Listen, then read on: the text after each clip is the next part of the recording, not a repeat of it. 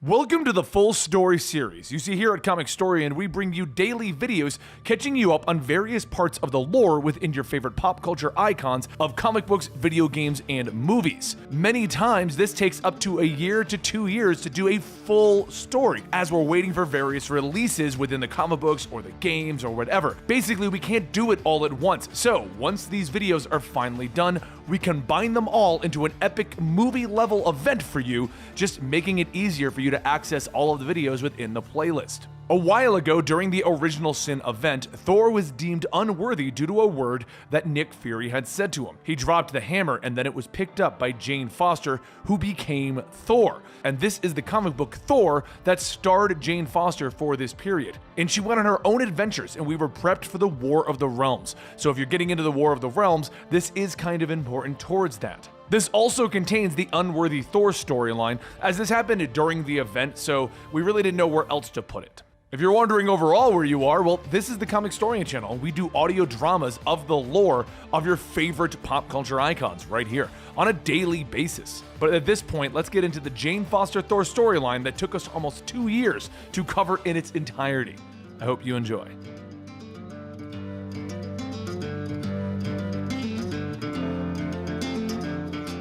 There has been a question on everyone's tongue since the day a new character was introduced.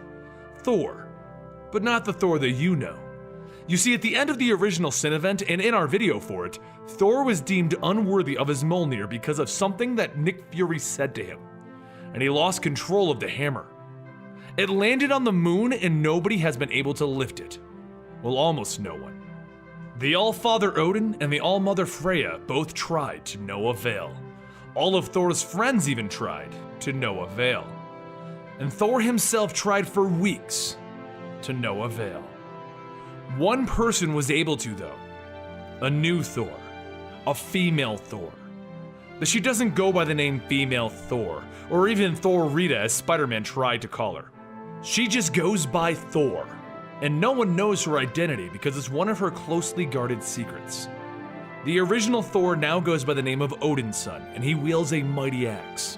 At first, he demanded to know who took his hammer, but when he saw that she was only fighting for justice, he understood why Mjolnir chose her and did not allow him to lift the hammer again.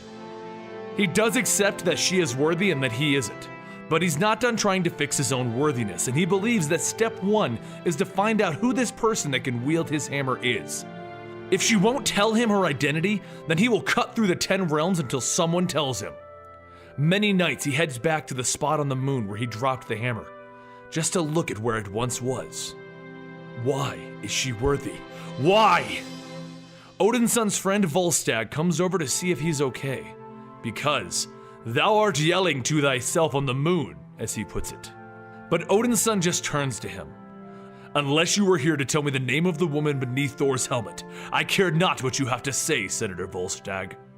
But Volstagg isn't here to discuss the new Thor. He's here to let Odin's son know Jane Foster has collapsed. You see, Jane Foster was diagnosed with breast cancer, and she's been residing on Asgard under their care ever since. She is refusing any magical treatments and insisting on doing this the way that they handle it on Midgard. She is human, and she will suffer as humans do, because magic comes with a price, and she doesn't trust it. No matter how much Odin's son begs, she just continues to refuse. So they embrace, and she asks him, "Are you really calling yourself Odin's son? You are so much more than your father's son. When you are well, you can call me whatever you'd like," he says as he holds her closer.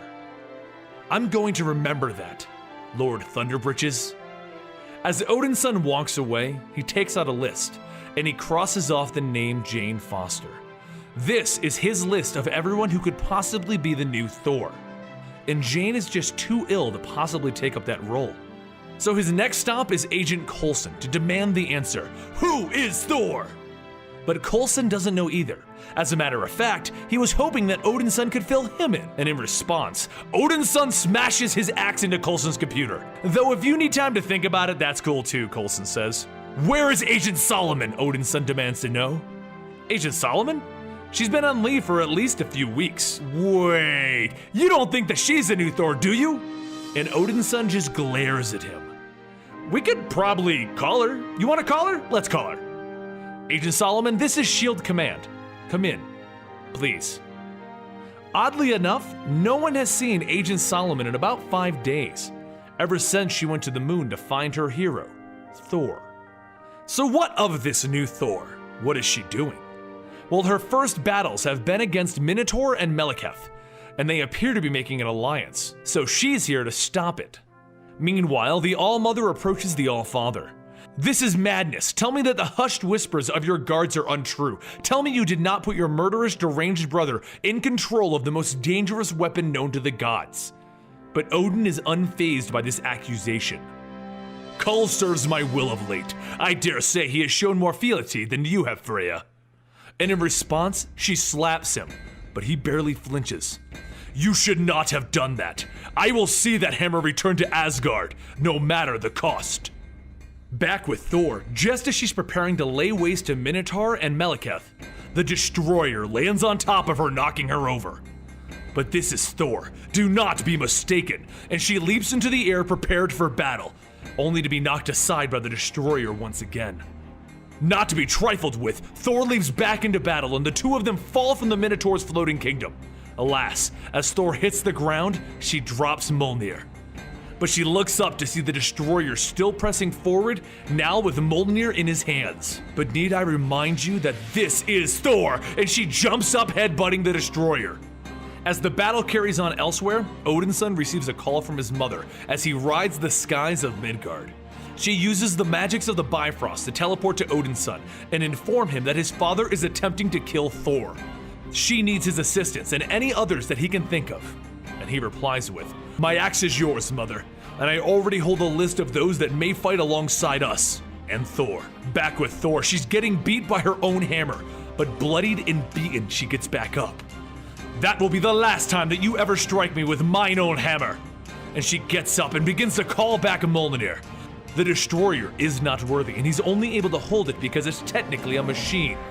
So Thor uses her control over Mjolnir to launch the Destroyer throughout the entire battlefield, bouncing him off every wall and surface there. Then, as the goddess of thunder, she summons the power of lightning down to throw everything at the Destroyer. The explosion is massive, and then the hammer returns to Thor, where she gives it a kiss. Good hammer. Problem is, this is the Destroyer, one of Thor's greatest enemies and an unstoppable machine. It continues to walk forward, and Thor thinks to herself, "It can't end this way. I will not be a footnote in the history of Thor. I will not be Thor for 5 days and then have died." When suddenly the Bifrost opens and out steps Odin's son, and everyone that he had on his list of potential new Thors. "You will not stand alone this day, Thor. So swears Prince Odinson of Asgard and his mother." The entire group of women that he brought with him leap into the fray, and they begin to beat down the Destroyer. And there's a lot of them, too many for the Destroyer. All the while, Thor insists that she had this and does not require the help. Eventually, Freya, the All-Mother, leaps onto the Destroyer and stabs it right in the face. Kull turns to Odin in the throne room. Your wife just stabbed me in the face, if you were unaware." But the Destroyer then takes Freya by the throat and shoots another blast into the air. Odin's son and Thor both leap in to protect Lady Freya, and she looks at the Destroyer in the eyes. "Do you see what you have wrought, Lord Husband? Look upon thy mighty works, the legacy of Odin." So Odin turns his head from his viewing orb. "Let it go, Kull." "What?" "Let her go and leave the battlefield. Damn you, woman, for making me the villain." With that, the Destroyer takes off and leaves everyone there. Thor thanks everyone for what they've done this day, while they begin to clean up the battlefield. Sif then turns to Thor before she leaves. "You want my advice? Lose the hammer and the sidekick." "Sidekick?" Odin's son shouts out questioningly. "Both are bound to bring you naught but trouble." And Sif leaves with everyone else, leaving just Odin's son and Thor. Odin's son turns to Thor. "Just so that we are clear, I am not thy sidekick. No more secrets, Thor. I know who you are. You are Agent Rosalind Solomon, and if you just admit to me that you are that person, I will tell you what Nicholas Fury said to me that left me unworthy. Please, tell me the truth." Thor stumbles to find her words. I when out of the blue, Agent Solomon arrives. She drops down with Odinson and Thor and starts shouting at Thor.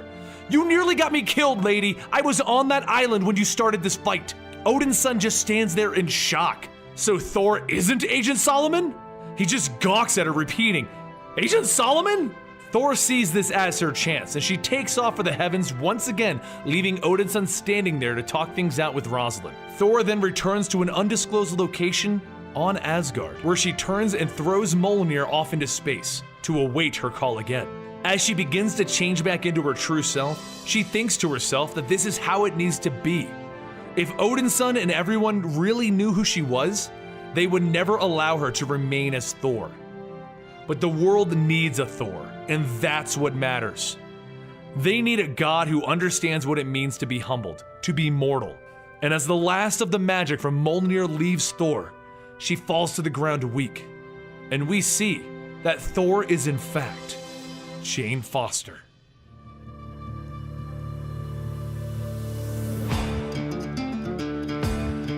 She sits in the hospital receiving her normal chemotherapy, began as a lump in her breast, and then it spread to her lymph nodes and possibly her liver. She comes back over and over to get treatment as the doctors can't understand why the treatment isn't working. But there is a reason, just one that she can't tell them. A nurse comes in to check on Jane to make sure that she has someone to help her home, and she tells them, yeah, a coworker. Jane looks up to see the weather. Roxxon built a storm tracking space station, but up in the space station, the reporters began telling the weather when they are thrown down to the floor. Looking up, the reporters see that the station was hit by something, and that something is a body. Across the body is written, "So begins the War of the Realms." Before anyone can figure out what that could mean, more bodies begin to fly into the space station, tearing it apart. The news cuts the feed, stating that there are minor technical difficulties, but Jane knows better, and she whispers, "Mjolnir." The mystical hammer begins to fly towards Earth faster than the falling space station. She goes outside to grab the hammer, thinking to herself, who knew dying could be so much fun? Iron Man watches as the satellite begins to come crashing down, and he asks Doctor Strange, how do we stop this? And Doctor Strange tells him, we don't, she does. Thor manages to stop the satellite from causing too much damage, and she helps the workers out. Iron Man then asks if she knows what could have caused it, and she responds with, I. And she flies back off. Okay then, nice chat. Thor goes into space to see all of the bodies floating around and realizes that they are elf bodies. There is one person who could possibly be behind this, Malekith the Accursed.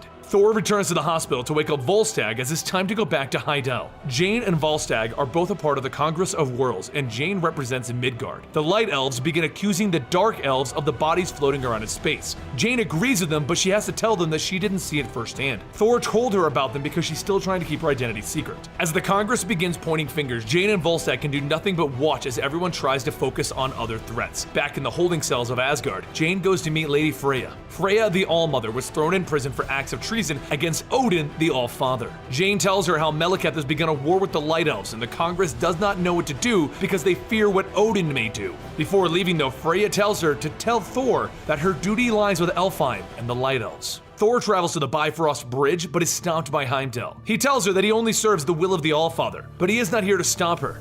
They are.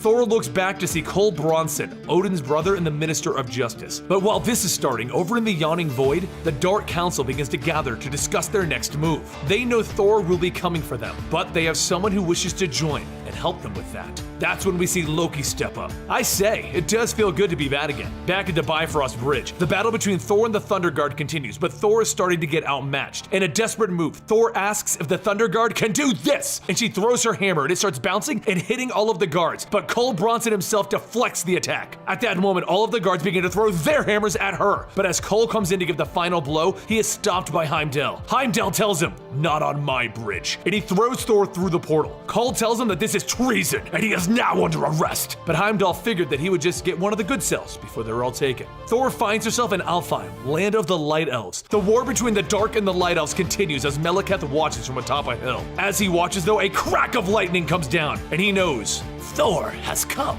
As they begin to figure out their plan, Amora tells them that this is a job for the Enchantress. Over in the land of the Ice Giants, Laufey, Loki's real father, stands there looking down at his warriors as Loki comes running up asking, can we finally hug it out? Like, come on. And with that, Loki convinces him to go to Alfheim. It did take a little bit of convincing though. Just as this is going on, Thor begins to join the Light and Dark Elf fight when Loki appears before her. Loki is just here for a chat though. The whole Loki plays tricks and Thor hits Loki with the hammer repeatedly thing is getting a bit old, and there's some bigger problems. Odin.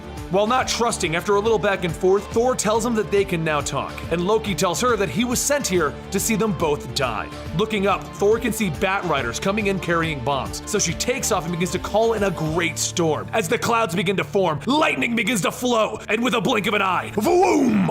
Loki looks up and he hopes that he didn't just watch the last action of Miss Thunder. Jane begins falling from the sky, reaching for Mjolnir. Just a little more, just a little more. And as the two of them begin to reach the ground, Thor stands tall, calling out to Melikath. This war is at an end, Queen Elsa calls out. Fetch your master, Dark Elf dogs. Melikath begins to materialize in front of Thor and the Queen, asking how he may be of service. The Queen insists that this all needs to end, so they must talk about peace alone. Melikath agrees, but only if Thor stays out of it. As the Queen and Melikath walk off, a giant foot comes crashing down, and Thor looks up. Loki continues. Allow me to make a formal introduction. Hi, Daddy. Within the Queen's chambers, Elsa asks Melikath what it is that he wants for this war to come to an end. He states that he wants the land of the elves to be united, no more light and no more dark. Elsa knows that the two races could never join willingly, and the only way that this could happen would be marriage. But she's heard enough. It's time for Melikath to leave, and as she calls out for her mages, they begin to fade away. That is when Amora can be seen as one of the Queen's mages, telling them how it's going to be a lovely wedding.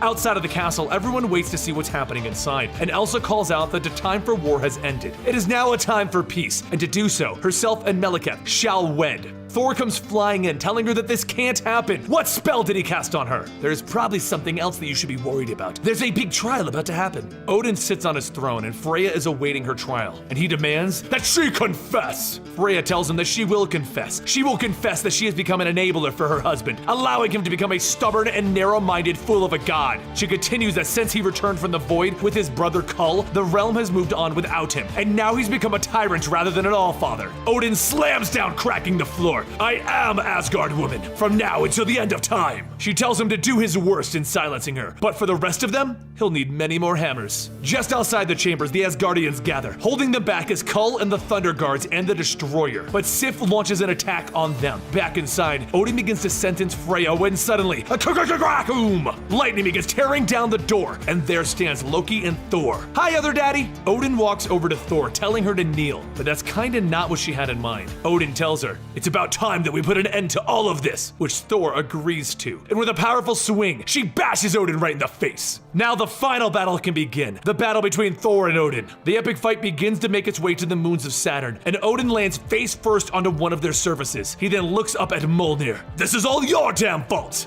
That's when Thor comes back with a giant piece of the moon and slams it down on Odin, telling him to yield. Take your place in the dust and the shadows like a relic. Odin bursts through the rocks. Yield? Did Odin yield for Ymir? Did he yield for Surtur? You can ask them in hell! Back in Asgard, Sif makes her way and freeing Freya from her chains, and asks if Freya is sure on freeing Loki. Freya tells everyone that they don't have to trust Loki. He was a spy sent to the Dark Council, but trust in her. She decided this. As everyone readies themselves, Kull comes in with the Thunder Guard and the Destroyer to put an end to all of this. Over on Alfheim, the marriage between Elsa and Melikath continues with them stating, I do. But after Elsa says it, she thinks to herself, does she? She begins to think back. What is she doing? Oh gods. The priest tells Melikath that he may kiss the bride, and he responds with, there won't be any need for that. And he calls over to the guards to take her away to her cell. Melikath then toasts with everyone of the Dark Council. Which realm is next? Thor and Odin continue their battle in space, with Odin finally knocking Thor into Jupiter. But before Odin can land his final attack, Thor throws her hammer into Odin and then flies in to punch him. Down on Asgard, the Destroyer begins to corner Freya, Sif, and Loki. Freya tells Loki to find whoever's controlling the Destroyer so he can put an end to this. Loki tells Freya that she was right about Melikath and his plans for wars across the realms, but she wasn't right about something else. Loki then takes out his dagger and he stabs Freya in the back. Just then, Odin stops, thinking to himself, something's happened. As Loki moves through the wall, Kull waits there for him with a sword to his throat. He tells him that the queen still lives, but his blade was poisoned. So in the art of poisoning, Loki is either really bad or really good at it. Kull continues to tell him that he can go back to Melikath and tell Melikath that he can do whatever he wants. That Asgard remains off limits as long as the Borson brothers live. Loki walks off. For now, the fighting has stopped in Asgard. Odin took Freya away to his innermost sanctum, the chamber of the Odin Sleep. Kull watches over the throne and Jane begins to leave, though she thinks back that no one won this civil war in Asgard, and another war lies elsewhere. There are 10 realms across the world tree, all with their own wonders and terrors, but there is only one guardian who will soar above them all, and her name is Thor. Before we leave though, we see two grunts about to tend to a prisoner who is screaming, "Ah!" He isn't trying to escape, but it is like he suddenly realized something horrible has happened, and then he started to scream for his mother. His mother? I guess they don't make Thors like they used to. They state this as we look past the hammer from the former Ultimate Universe, from another Thor. And that's when we see Odin's son, Thor of the Marvel Prime, bound and screaming to break free. Ah!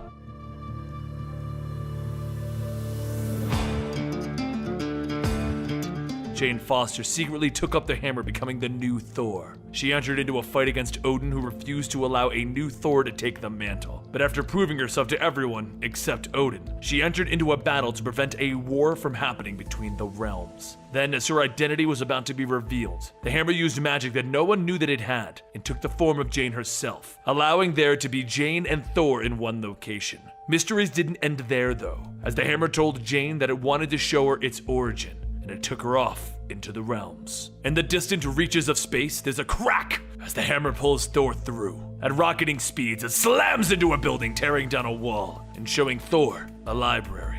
The man that can only be assumed to be the librarian floats down towards them, demanding to know why Thor would come crashing through his wall, before answering his own question.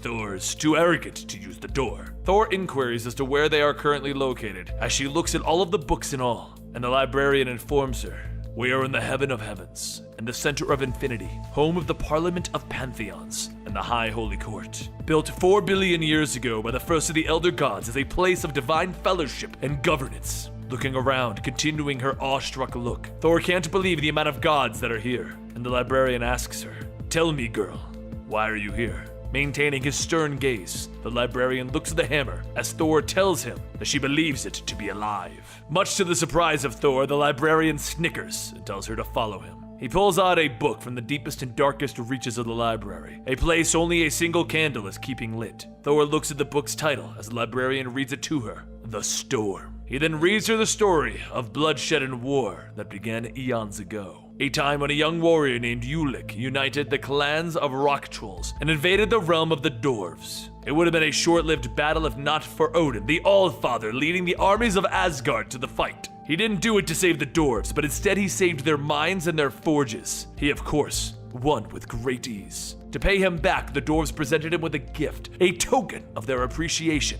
a nugget of raw uru, the rarest of all of the mystical metals in the realms. It was so strong, in fact, that it was unsmeltable, and even the dwarves' forges could not craft it into a weapon.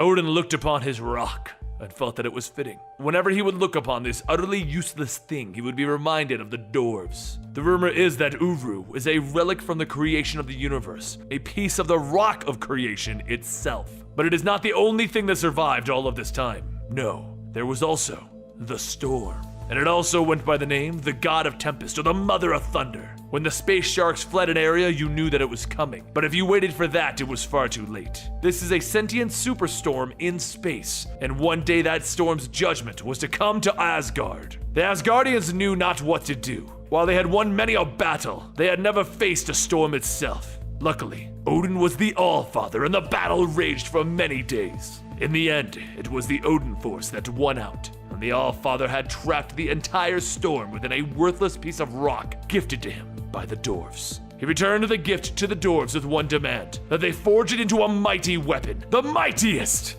And thus the Hammer of Thor was created, the Thunder Weapon. Except the storm raged inside of the hammer, and it refused to allow the one who had trapped it to tame it. While he had won in the end, he had lost, because he could not wield the hammer without massive amounts of destruction. And so Odin locked it away inside of his vault until the day that it would find another, one that the storm itself deemed worthy. The librarian closed his book as Thor asked him if the hammer was actually alive, but sadly he told her, perhaps it was once, but not even the mightiest of storms could have survived that long trapped in that hammer. Thor reached out for it, telling him that it spoke to her, and then, as she grasped its handle, it rocketed her off into space again to bring her to parts unknown. A war is brewing, and she is needed to be in it. The librarian knew that it was coming, along with death and destruction. The journey of Thor is only truly beginning.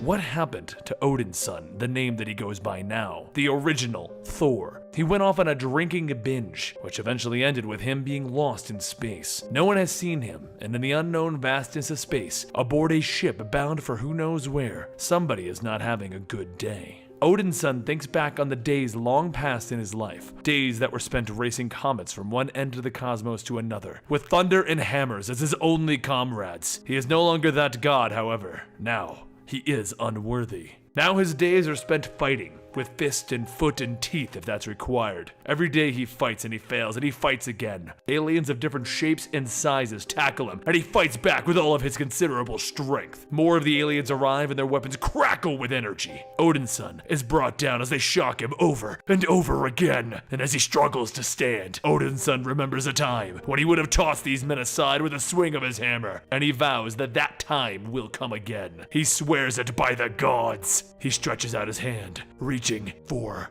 a hammer. 3 months earlier on the moon, cold and desolate, Odin's son stands upon it, overlooking a crater, pouring a drinking horn of mead down his throat. Strange reports of vandalized and half-eaten satellites have brought him here. Should anything but I rise from this crater, eat it. Odin's son commands his mighty Asgardian goat, Tooth Gnasher, and then he leaps into it. He lands with a crash and he's met by a horde of trolls. Let us skip the banter and start with a smiting. Odin's son stays as he pulls free Jarnbjorn from his back and he leaps into battle. But before he can strike the troll, he is struck down by Ulik, the king of trolls. Ulik taunts him. A Thor without a hammer is like a snake without fangs, a little more than a worm. I am without a hammer, but not without fangs, Odin's son replies as Tooth Gnasher rams Ulik from behind, throwing the mighty troll away, allowing Odin's son to hack and slash his way through the group of trolls. Tooth Gnasher is thrown past Odin's son, who promises Ulik that he will pay for laying hands on his goat. With a laugh, Ulik brings the walls of the crater down upon Odin's son, burying him and allowing the trolls a chance to escape. I may not be the god that I once was, yet I am still the son of Odin, thinks Odin's son as he lifts the stones with his bare hands. I can handle one paltry moon. The trolls begin to escape, sailing away into space, and Odin's son throws his axe with his considerable strength. It sails through the air, and it misses, spinning off into the unknown vastness of deep space. The trolls laugh, and they sail away. Odin's son stands defeated, his shoulders slumping down as he slides to the ground, and he remembers that this is where it happened. This is where he fell. This is where he became unworthy. There is another. The stranger in a black cloak, wrapped in chains, tells Odin's son, "Who are you?" "Once there was a watcher. Now there is only me. I am the unseen. I see all." The stranger speaks in riddles, telling Odin's son about past events, and he tells him once again, "There is another hammer. The hammer of a dead world and a dead Thor." The stranger tells Odin's son where his hammer can be found, and without hesitation, Odin's son mounts Tooth Gnasher and rides through the heavens of old Asgard, where the gods once dwelt. Odin's son pulls up short of Asgard, where it once was, and he discovers that there is nothing but asteroids floating in its empty space. He stares in disbelief until he's disturbed by a crack of thunder and lightning, and before him stands his old friend, Beta Ray Bill. "I know where it was taken. I know who stole it." Before Odin's son can ask any more questions, Beta Ray kneels before him. Odin's son has lost his hammer, so Beta Ray begs him to take his, the mighty Stormbringer. Stormbringer, forged by Odin himself with the power to rival even that of Mjolnir, forged and gifted to the mighty warrior Beta Ray Bill. "Take my hammer, please, Thor. It would be my honor," begs a kneeling Beta Ray. "Rise, my friend. No longer am I Thor, and Stormbringer belongs to you." Odin's son believes himself to not even be worthy of Beta Ray's friendship. Beta Ray knows who has stolen old Asgard, yet before he can speak the name of the thief, he is attacked by enemy ships from space. By them? By them. Let us have words with these thieves, and with all of his considerable strength, Odin's son throws his mighty axe at one of the enemy ships, destroying it to one blow. The two mighty warriors leap into battle, and Beta Ray calls upon the power of Stormbringer, smashing the ships with lightning. As their battle rages on, Beta Ray points to the starship in the distance, indicating that that is where old Asgard has been taken, and without hesitation, Odin's son rides towards the ship on Tooth Gnasher, while Beta Ray yells for him to wait. On board the ship, they shout that they approach, and in the distance, a meek speck in the vast room that houses a giant sphere is the master of the vessel. Reaching out his hand, he turns on a switch on the massive sphere. "Open the bay doors," he orders, and the sphere floats into space and is calm. A massive explosion erupts from the sphere, throwing Odin's son off of Tooth Gnasher. Odinson dreams. He dreams of hammers that are crushing him beneath the weight of his unworthiness. He dreams of whispers. He dreams of a figure shrouded in a living darkness. He awakens to find himself chained in a massive room, surrounded by strange creatures, locked away in small cages. And before him sits his captor, the Collector. You have tried to put me in a cage before, Collector. But the Collector tells him that he is not putting him in a cage, he is taking him home. He drops Odinson into the once mighty realm of old Asgard. Why still Asgard, questions Odinson. Not Asgard, but what resides in it. Odinson is stunned at what he sees, and he finds a massive hammer laying in a crater with a familiar inscription on the side. By Odin's beard, there is another. The Collector looks at him and he tells him, "Tell me how to pick it up." And Odinson refuses. A child then walks out of the prison and the Collector tells him, "Tell me how to lift the hammer or watch him die." Then begins to count. 5. "You fool, you must be worthy," Odinson exclaims as the count continues. 4. "Odinson, please." 3. Then he threatens. 2. "I will kill you for this, Collector." 1. With a crack of thunder, lightning explodes from the hammer, destroying the man threatening the prisoner. Energy crackles around Odinson as he walks towards it, showing him images of another Thor from another realm, an ultimate Thor that fought with the same fury and thunder in his veins. Odinson reaches out his hand and he is shot from behind by the Collector. "The hammer will be mine, Odinson." Every day, Odinson battles the men of the Collector, striving for the hammer of the ultimate Thor. He reaches out his hand and he is struck down, for there are far too many. They stand over him victorious, dragging him back to his cell. As he finds himself once more in his cage, he hears a voice. "Hey, Boybeard, let me eat some of your fingers," calls a voice from the cell next to him. "All you can do is lose at fighting. Don't need fingers for that." The voice belongs to a rather angry hellhound known across the 10 realms as Death Ripper, the Devil Dog, whose actual name is Thori. "You're bad at escaping," Thori notes, "and there's no way off of this ship." Odinson pulls at his chains. "I do not have to make it off of the ship, I just need to reach my hammer." He breaks the chains of these and he throws himself at the energy bars of the cell. "Here we go again," the guards note, but before they can react, the lightning courses through them, and Beta Ray Bill stands amidst the crackling lightning. "Odinson, my brother, are you ready to summon the thunder?" Beta Ray had also been imprisoned, but he managed to escape and find the mighty Stormbringer. With a powerful swing, he destroys the bars that impede Odinson. "Let Thori out, I'll murder for you, lots and lots of murder." Beta Ray has seen old Asgard and the hammer, and he offers to lead Odinson to it, but with a mention of the hammer, Odinson gets a murderous look in his eyes, and he leaves at Beta Ray. "The hammer is mine." Beta Ray tries to defend himself while pleading with Odinson, who is overcome by warrior madness. Odinson knows that he is overcome with the berserker rage, yet he can't stop himself from throwing Beta Ray across the bill, causing him to drop the Stormbringer. In his rage, Odinson reaches out for it, longing to be whole again, longing to be Thor. But before he can, Proxima Midnight knocks him away, and Black Swan attacks Beta Ray, and the two warriors gather themselves, and Beta Ray calls his mighty hammer to him. "Are you ready, Odinson?" A growl is Odinson's reply. Before the battle can continue, the mysterious cloaked figure teleports the disciples of Thanos away, leaving the two warriors alone. However, in the ship, the Collector stands with his men staring at the mighty hammer. Each day, the storm surrounding the hammer grows more powerful, and soon it will destroy the entire ship, and the Collector does not care.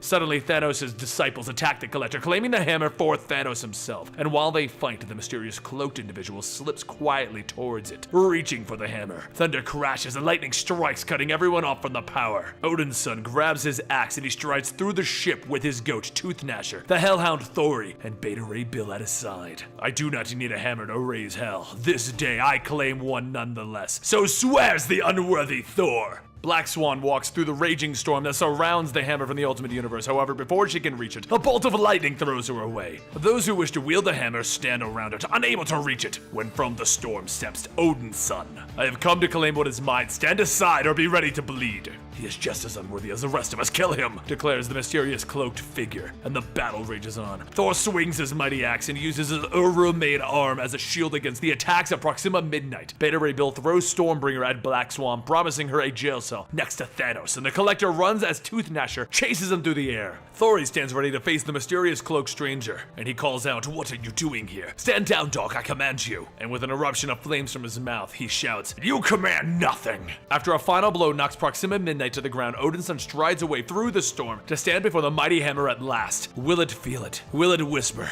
Chains wrap around his neck before he can even grasp the handle. It's mine, Odinson, you all are! The collector shouts as he lifts Odinson away, and Odinson swings his axe, slicing through the chains, dropping back down to the ground. He frees Tooth Gnasher and he continues the fight, and the collector continues to rant. Everyone is my property! He looks just in time to see Odinson knock him through the air, and they both tumble to the ground. Long ago, Thor was brought low by a whisper to rise again, to be worthy. He needs to be stronger than whispers, and finally he reaches out, because he also needs a hammer. That, which began with a whisper, now ends with thunder! Energy crackles as he grasps the hammer. I feel it, even if it comes from a universe that I'll never know. The hammer still knows me. Do it, Odinson! Beta Ray calls out. For he is Thor, the god of thunder, and he hears the thunder in his ears, and this is not my hammer, and he releases it. The disciples of Thanos stand over looking at Odinson. We're taking the hammer to Thanos. This is not my hammer, but it is a hammer of a Thor, and it won't be going anywhere with the likes of you. The energy crackles around Odinson as he bellows, raising his fist into the air, and he brings it down with the power of lightning, throwing his enemies far and away, riding the lightning out of the collector's ship. The hammer belongs to me, and you're going back to your cage, Asgardian! The collector yells out as he pulls himself from the rubble that is his ship. He is shocked to see Thor leading the other prisoners away from their now empty cages. I am not taking the hammer, but I am taking back my home, Odinson says as he lifts the collector and throws him off of the ledge. How will we return to Asgard? Questions Beta Ray. Yet there is no need. Energy once again ripples from the mighty hammer, and the old Asgard disappears. Old Asgard is once again where it should be, and Odinson and Beta Ray Bill stand together. Odinson knows that this is not his hammer to lift. The hammer will call to its owner, as his called to the new Thor. Do you believe in your worthiness again? Questions Bill. No god is worthy. That was the meaning of the whisper that brought Thor down. Gods are vain and vengeful. They are unworthy of the worship that humans bestow upon them. Odinson no longer carries his hammer because he truly believes this. So the two warriors rest for the day and they drink. No hammers were lifted, yet the battle was won and the sagas ended. Yet, it is not at an end. Days pass and the hammer sits, and from the darkness someone comes. They have heard the whispers of the hammer as lightning strikes when they reach out and take hold, for it is now time for War Thor!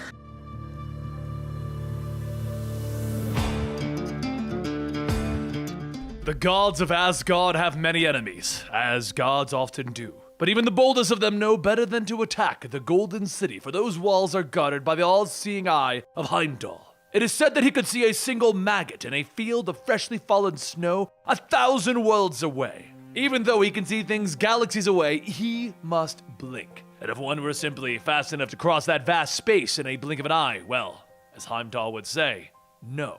Suddenly, a powerful force shoots across the skies into Heimdall, and a voice tells him to stand down. His fight is not with him. As Heimdall stands back up, he tells the being that he knows him. He's observed his exploits from across the spaceways. It was thought that he was supposed to be one of honor. And Gladiator floats back down, telling him that he has been called many things, but today he is the Magister of the Shi'ar, and currently on a mission from its gods. While Heimdall battles with the Gladiator, there is another pounding sound, but coming from Jane Foster's door in the residential halls of Asgardia. Jane opens the door to see Cole, and as she thinks that this should be good, she asks him what she can do for him today. Cole says that even though she is supposed to be representing her beloved little mudball, she has been absent from the Congress of Worlds 9 days this month. He has come here to inform her that as of now, she currently has 2 options regarding her stay here. Either rid herself of this pesky cancer, or forfeit her seat in the Congress. If she is to fail to do either of these, or if she finally has the decency to spare them of her pathetic suffering and die, a replacement will come to take her place.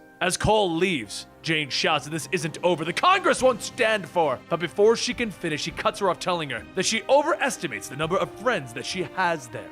At that moment, a guard runs up to Cole, telling him that they just received word that there has been a disturbance at the Bifrost. Asgardia is under attack.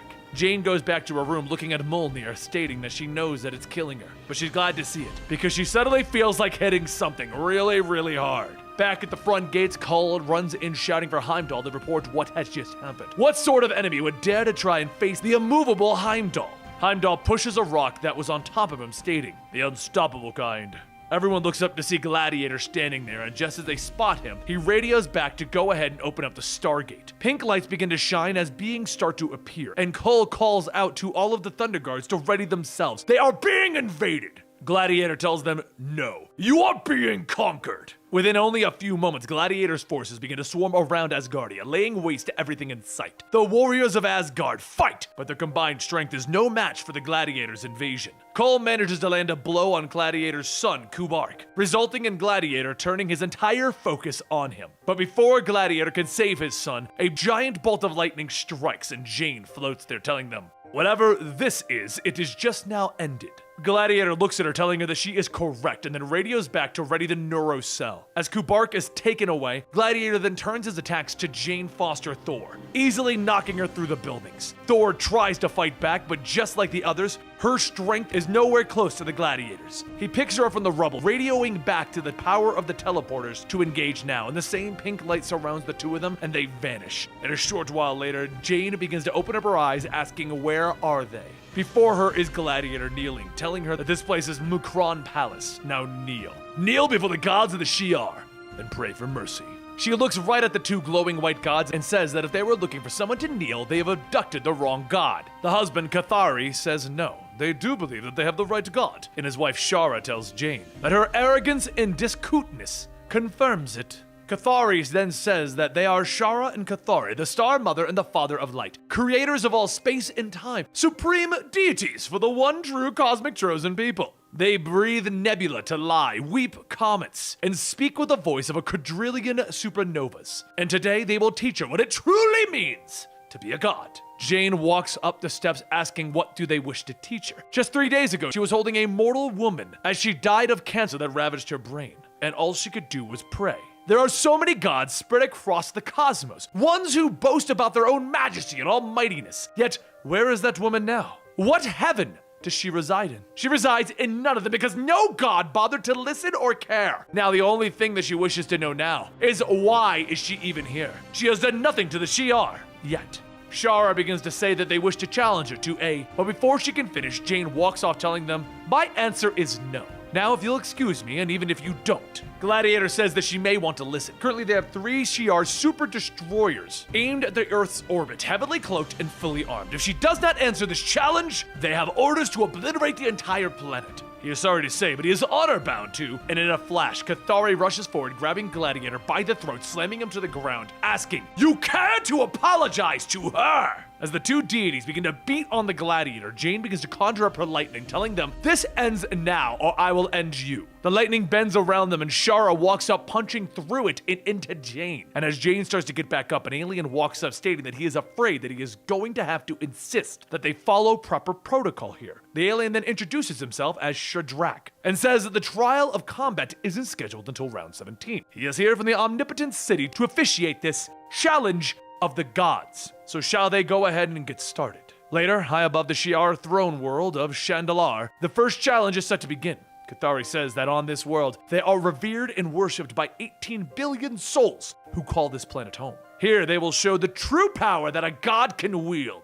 Shara shouts that is enough talk. Now they battle as gods do, with the challenge of natural disasters. Jane takes a moment to think about it, and as she starts to understand, she watches a giant tidal wave form on the planet's coast. The citizens below all begin to run and scream, asking for Shara and Cathari to save them. And Jane asks, "Why would you do this?" Cathari tells her that because even after thousands, maybe millions, die for no discernible reason whatsoever, they will still flock to their shrines to worship us. But as the two gods continue to praise themselves, Jane takes it upon herself to try and save everyone. Before the wave can come crashing down, she creates a whirlwind, sucking the water up and placing it into a seat.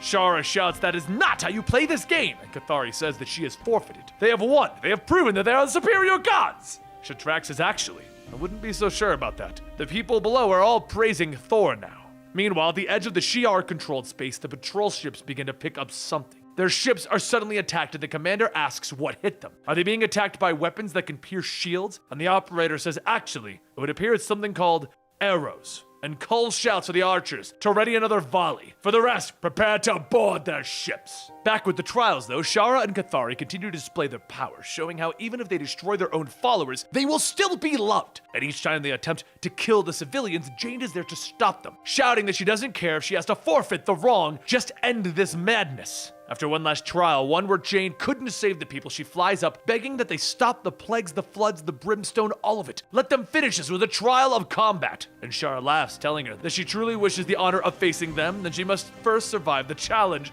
of ultimate judgment. Jane shouts that if that means that she can end this farce, then she... Shadrach then stops her, whispering that she doesn't understand. They cannot unleash the ultimate judgment. She wouldn't survive. None of them would. A being then appears before Shara and Cathari. As Jane begins to wonder how she came into this position, we see a few days ago, we see how this thing happened. A being appeared before Shara and Cathari, telling them, not a single god respects you or fears you. Dare I say, most of them don't even know you exist. But there is one who is prayed to. And Loki smiles as he tells them, Thor. Everywhere they pray to Thor. Trust me, for Loki knows. As Loki turns to leave, he tells Meliketh that he knows that he's listening. This was easier than they imagined, so go ahead and open up the Black Bifrost and bring him to Jotunheim. Back in the current times, as Shara and Cathari watch as Thor tries to protect everyone, they laugh, telling her that her score will never catch up to theirs. When suddenly Mjolnir shoots into the chamber, cracking them both in the head, and Jane walks up telling them that there will be no more challenges. With a hammer in hand, she slams it to the ground, splitting it, telling them that she knows not why they hate her, and at this point she no longer cares. They want a challenge, then fine, she challenges them to stop her from beating them senselessly.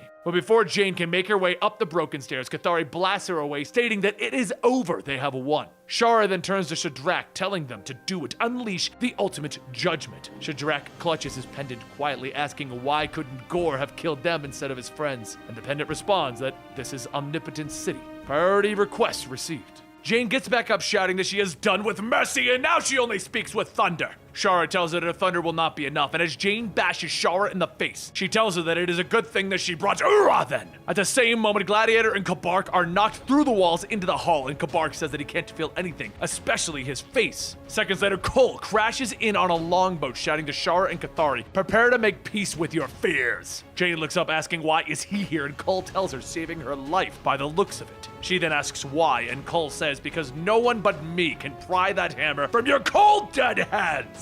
Lightning begins to swirl around the hammer, and Jane says that there is no one who is going to be prying it from her just yet. At least, not until she has rammed it down the Shi'ar's throats a few hundred times. Cole laughs, telling her that now she is finally talking like an Asgardian, and Cathari tells them, look, you've brought friends. Maybe now this challenge of the gods will actually be challenging. Meanwhile, on a nameless world, somewhere in the darkest corners of the cosmos, a raging fire burns, and from its pits, a hand reaches up, clawing its way out. Down on Earth, a young boy sits on a small island, stating how it may come as a shock, but the people of this planet are unmitigated idiots. The island begins to rumble, and Quentin, the Omega-level telepath, tells the sentient island Krakoa that he knows what he is thinking. Literally, this place is just boring. Suddenly, a magical portal opens up and Jane and Kubark step out. Kubark tells Quentin that the universe needs his help, and yes, he's just as surprised by that as he is. Quentin hardly acknowledges them, telling them, right, sounds fun. Now get off my island. Jane asks, this is the savior that you spoke of? We're wasting our time here.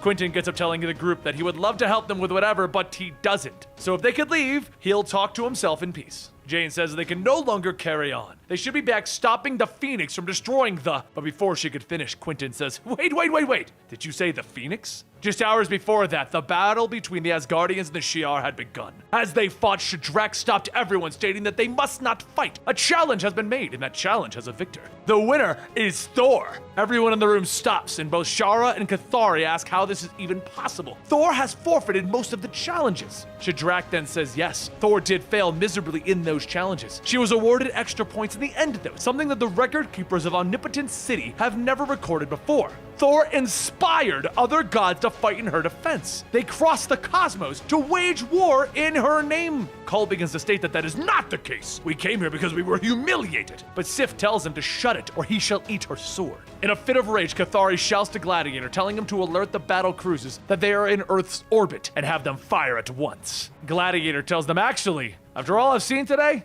I don't think I can do that. Before Cathari could unleash his holy wrath, Shara stops them, stating that none of them deserve to live in their universe. Now kiss her, and end all creation! As the fires of their love burn, Shara and Cathari call upon the great force in the Shi'ar pantheon, the sister of sorts to the gods. Though once she is summoned, only death and destruction follow. She is called Falcon, the world destroyer, the Phoenix. Jane can feel it just as the hammer does. The feeling that the cosmos itself is burning and she must stop it. As Jane flies out to face the Phoenix, she is knocked back into the palace, and Shara and Cathari laugh at her attempts to save everyone. Just as the laughing gets louder, Gladiator punches Cathari, and Shara turns to him, and just before she can do anything, Kubark flies in, punching her! Both of the two gods are now defeated, and everyone wonders what they do now. There is no way of stopping the Phoenix, and Kubark tells everyone that he wouldn't say that. He knows a guy. Now, back in the current time, everyone rides on Cole's longboat, as Jane asks Quentin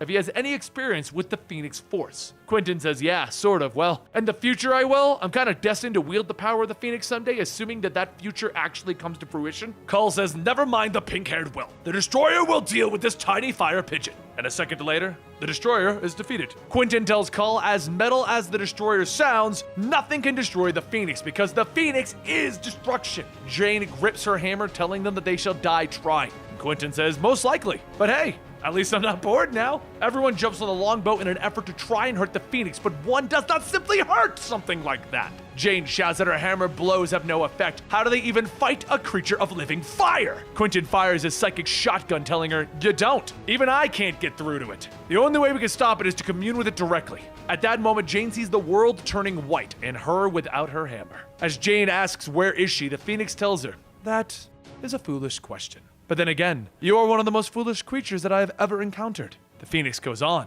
I have brought you here in your dying little form to have a conversation and make you an offer. One to ease you of your many heavy burdens. Well, of one very particularly heavy burden. Jane thinks about it and asks her hammer. The Phoenix wants the hammer. The Phoenix tells her, if you wish to save the other gods from my flames, then all you must do is hand over Mjolnir. Just holding it is killing you, is it not? Allow that burden to be lifted. Jane says, wait. She wants to eat the hammer, doesn't she? Consume the power of the god Tempest, because she is afraid of it. Then it would seem that the Phoenix is wrong about her being a fool. Phoenix punches Jane, shouting that she was trying to help her. She offered her a chance to die with dignity. There shall be not another chance, only suffering. At that moment, the hammer appears in her hand, and Jane swings it, asking if you want to eat it, you can take a bite. And back outside, the Phoenix screams in pain as Quentin asks how she did it. Then says, you know what? Never mind. Just do whatever that was again. Jane gathers all of Mjolnir's strength, stating that she will not die on her bed, she will die like a god. And while Jane releases the powers of the space hurricane, Quentin's vision changes and he enters the white world. The Phoenix looks at him asking, what do you think you're doing here? It is not time for you yet. You are not ready to be my avatar. Quentin tells her, no, definitely not, which is why what I'm about to do is going to really piss off a whole bunch of people. And that's just one reason you're gonna want to say yes. Outside, Jane continues to struggle with the flames, telling the hammer to hold strong. The Phoenix fears them. The voice then tells her, nay, it is not about the hammer or the axe. It is about Thor. Thor Odinson rides his goat down, telling them that just one Thor was a pain in her fiery hindquarters. Good luck dealing with two. Thor releases a storm, and between the two of them, they begin to tear the Phoenix apart. As the storm begins to take over, Thor notices that there is something else here. Another voice telling him, yeah, you might say that. Quentin appears before them, imbued with the power of the Phoenix, and as the cosmos was saved from total destruction, the Asgardian gods have returned to what they do best, celebrating their victory. However, the celebration was short-lived, as the time for the Congress of Worlds to meet comes. Cull tells Jane that her time is up. He has given her until the end of the week to get rid of her cancer or resign. Volstagg tries to tell Jane that it's okay, but Jane says actually, Cull's right. Her health has begun to affect her job performance, and her condition is not improving. Though she is resigning, a replacement has already been found, and they will find that she is well prepared for the job. She would like to introduce the Congress of Worlds to Rosalind Solomon, agent of S.H.I.E.L.D. Rosalind flies down, telling them, sure, she'll be one of their space senators. And as Jane leaves the Congress, she finds Thor Odinson beating on the doors of his mother's chambers. Jane tells him that Odin hasn't allowed anyone inside for weeks, and Odinson shouts that he was not asking for permission. Is she even still alive in there?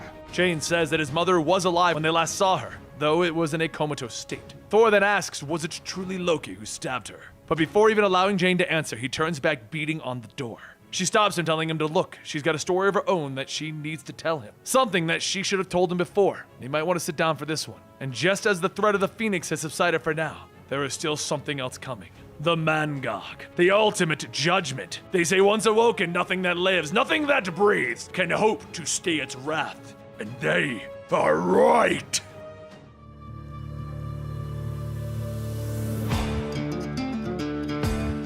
While one threat has been stopped, another arises within the 10 realms. War is coming, and it has been slowly affecting each of the World Tree's branches. Alfheim is one of the realms recently hit, forcing the Light Elves to take refuge in Nidalvire, the land of the dwarves. Among the Skolheim Mountains, the portal opens up as the senators of Solomon, Milkmane, and Volstagg step out. A voice calls to them, telling them that their king, Etri, regrets that he could not make it as he is busy working in the forges. The dwarf before them is Stonefoot, the son of Leadbeard, son of Wartknuckle. He will be their guide in these troubling times. As Stonefoot begins to lead the group to camp, Volstagg says that he thought that there would be a welcoming feast, and Stonefoot tells him that dwarves do not bother with such nonsense. After a few more minutes of walking, Stonefoot says that they are here. For the first time in many worm turns, the war has come to Nidalvire. War in the form of the Light Elf refugees. Everyone looks around to see the shabby tents filling the entire chasm, all with wounded elves of all ages. Stonefoot begins walking down, stating that the dwarves honor ancient treaties and take in the Light Elves, but they are struggling to feed them all. Nidalvire is not a land of the plenty. Unless they are referring to the ore, there is plenty of ore. For years, the dwarves traded with Elfheim for food, but Meleketh burned all of the fields, leaving them little to eat. Milkmane shouts that the other realms must know of what is happening to his people. Meleketh must answer for his war crimes. Rosalind adds that the Congress of Worlds will do all that they can to help these elves as soon as possible. If they won't, Shield will. That she can promise. But while Rosalind and Milkmane talk with Stonefoot, some of the children run up to Volstagg asking if he's going to eat the entire sack full of food. Volstagg says, well, I did have a rather large breakfast now that I think about it. So how about you help yourselves to what I have left over? The kids all begin to eat, and Volstagg tells them, consider this an appetizer. I'll have my wife Grunrun make some goose egg omelets for all of you and your families. At that moment, everyone hears a horn blaring and a sudden blast of fire hits the campsite. Milkmane screams that his people are defenseless. What are they going to? But Rosalind stops him, calling out to Heimdall to activate the Bifrost and get them all out of here. Another blast hits the ground, knocking everyone away, and Volstagg gets up as he sees the tents on fire. The children run up with tears in their eyes, telling him, they are sorry. They lost all the food. Please don't be mad at them. Volstagg tells them, do not worry. And then he calls for Heimdall to get them out of there. With no answer, the children ask, who are you talking to? And Volstagg says, I have a friend in the sky. I fear that the smoke is blocking his vision is all. Meanwhile, at old Asgard, Jane steps up to the Bifrost, stating that she knows that he's there. And he's angry. Please allow her to explain. Odinson asks, what is there to explain, Senator Foster? Or should I call you Mighty Thor? Jane says that she wanted to tell him how he deserved to know and hear it from her while she's still alive. And Odinson tells her, I've heard it, now you can go. Before leaving, Jane looks at the ultimate Thor's Mjolnir, stating that she's heard about what he went through to keep it safe from Thanos and the Collector. Why didn't he try lifting it? If you're curious about that story, it's the unworthy Thor storyline. And as she says that she's afraid of not lifting the hammer, but afraid of the next time that she does, she won't be able to put it down. The cancer is spreading with no signs of slowing down. Being a part of the Congress of Worlds has given her some purpose as Jane Foster, and now that she doesn't have a seat anymore, Jane Foster will be forgotten. If she picks up the hammer, she would stay the goddess of thunder forever. She's afraid of losing her. But before she could finish, there's a loud explosion, and Mjolnir slams down into the ground. Jane looks at the hammer, stating that if it's here, there must be trouble in Nidalvire. She turns to run to the hammer, but as she does, her frail body collapses and her vision begins to fade. Back at the land of the doors, Volstagg carries the children, telling them that they have nothing to fear. Soon they will be in his hold in Asgardia for omelets and a nice long nap. But as Volstagg continues on, there's another explosion, and that's when he sees the Firefly Rider loaded with maggot bombs. The rider shouts out, all hail the Queen of Cinders, and activates the bomb, and the blast washes over the area, burning everything in its path, even Godflesh. The only thing there to protect from the Muspelheim fire is the blood of the fire goblins. As Rosalind runs up to check on Volstagg, she finds him covered head to toe in fire goblin blood and no children. Later, at old Asgard, Volstagg walks out of the Bifrost, a shell of the former man that he was. The things that he has seen. He has not slept, nor has he closed his eyes or even eaten a bite. He hasn't heard the voice of his wife or his friends or his children. He watches their lips move, but no sounds come out. For all he can hear is the roar of the fire and something calling to him. A hammer. And as Volstagg puts his hand on the ultimate Thor's hammer, he knows no storm will put out this blaze. Only blood. Behold, War Thor! Back in the land of the dwarves, Cinder's riders continue to lay waste upon the realm when they suddenly see a storm brewing, and the riders shout, all hail the Queen of Cinders, all hail! But then a loud booming sound of thunder can be heard, and the crack of lightning shoots down. The riders look up to see War Thor standing before them, lightning striking all around him. The clouds begin to twist and the destructive force of lightning hits the riders, striking them all to the ground in seconds. A giant firebug roars, and Volstagg asks, "You wanted war. I will be your war."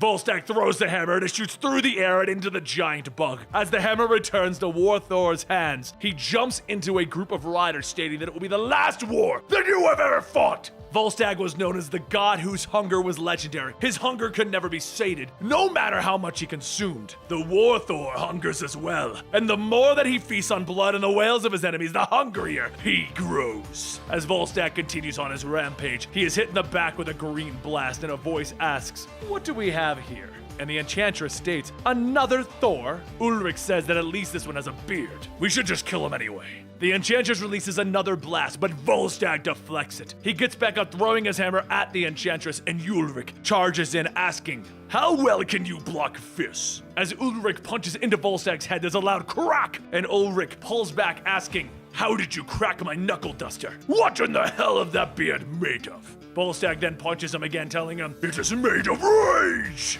Volstagg picks Ulrich up, and he begins to beat on him, stating, "I am made of war, little troll, all because of monsters like you." Through the blood in his mouth, Ulrich says, "The one you want is Cinder."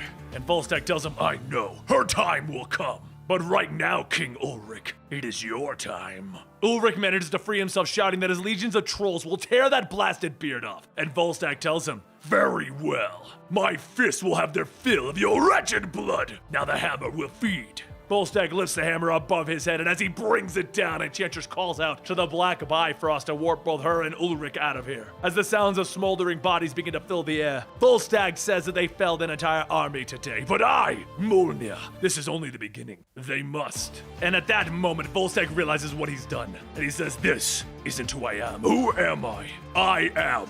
Lightning begins to strike the ground, and Volstagg shouts, "I am the Thor of War, the god of the Bloodstorm." Over in Asgardia, Odin's son rushes Jane to the Hall of Medicine to get help, but Jane tells him no magic. Odin's son says that she is dying. He can feel her life draining as they speak. He doesn't care what it takes to save her. They will. And then Odin's son notices the hammer floating behind them. She says to give her the hammer, and Odin's son shouts for the hammer to stay away. It is they who are the cause for Jane's suffering. Jane reaches for the hammer, and Odin's son tells her not to. Her fingers will not touch the hammer. And in a flash of light, Jane transforms. "There is trouble in the realms," the hammer whispers to her, and Jane answers without a second thought. That is why she is worthy to be Thor, the goddess of thunder, and why she will soon be dead.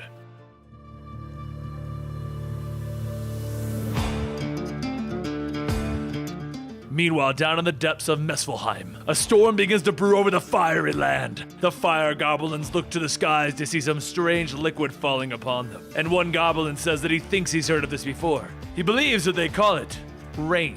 Moments later, giant waves of water come crashing down through their city, and it is then marked as the first time in living memory that rain came to the Firelands. So much rain that the goblin nests were flooded, and with the rain came thunder, and with the thunder came Thor. Except this time, it wasn't the Thor that you've come to know and love, it was the War Thor. A Thor that holds a hammer not known in this land. A Thor who is here to kill everyone, to bring back the vengeance of everyone that has been lost in war. Volstagg is the War Thor, and Volstagg walks out over the once burning lava, calling out to Cinder that there is a storm coming that will end all fire forever. Suddenly the ground shifts, and as the rocks begin to part, Cinder appears before Volstagg, telling him that she thinks not. The flames of Muspelheim are the fires of creation and of death for him and his kind. Cinder charges at Volstagg, the War Thor, forcing him to block, but the force from her knocks him away. Cinder lunges in, slamming her sword down on Volstagg's hammer, stating that to be the Queen of Cinders, she had to learn to paint with fire. He will be her masterpiece. As Cinder opens up her mouth, a scorching wave of fire blasts into Volstagg, knocking him to the ground, and his hammer into the lava. Volstagg reaches for his weapon, and as he looks into the lava, all he can see are the faces of the children that he is here to protect. Before Volstagg can grab the hammer, Cinder picks him up with her tail and holds him under the lava, shouting that he will have his lungs filled with lava. Volstagg holds out his hand, and as he does, the ultimate Mjolnir shoots by into Cinder's back. Volstagg pulls himself up, gasping for air, and then the fire-breathing sharks swim by, biting away at the god's body. The fire goblins run up asking if they should fetch the invader's charred body. And Cinder laughs, telling him, "No, we will let the sharks have their fun."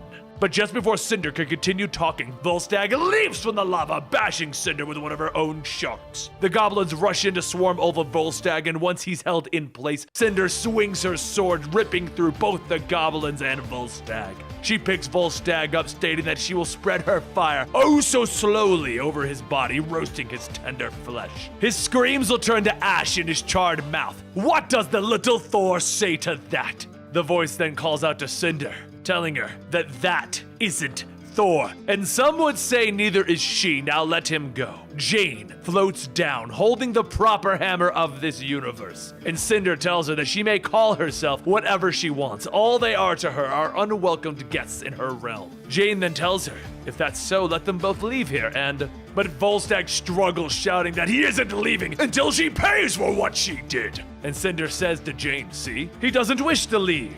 Jane throws her hammer down, bouncing it off the nearby goblins, and then punches Cinder to the ground, asking if what he says is not true. She attacked Niddlevire and murdered children. Cinder gets back up, stating that no one has dared lay a hand on her since her father, and she will never lay hands on anything again once those hands are removed. Jane calls back to her hammer, telling her that she will find that rather difficult when she is filled with Uru. But before Jane can swing, Volstagg stands up, telling her, "It is not your hammer that Cinder should fear. The fury of the dead universe rages within this hammer, and with it I will smite this entire realm into oblivion.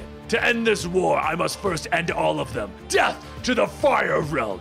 The rock pillars begin to shake and crumble, and on one of them, a fire goblin child cries for its mother. As the young goblin is flung into the air, Jane catches him, telling him to be calm. This will all be over soon, hopefully. She then spins her hammer and opens up a portal, and in a blink of an eye, Volstagg and her are teleported into nothingness. Volstagg looks around asking, "What did you just do?" And Jane tells him that her hammer transported them to the yawning void, where he can do no more harm. Volstagg then asks, "You protect the demons of the fire realm? What sort of Thor are you?"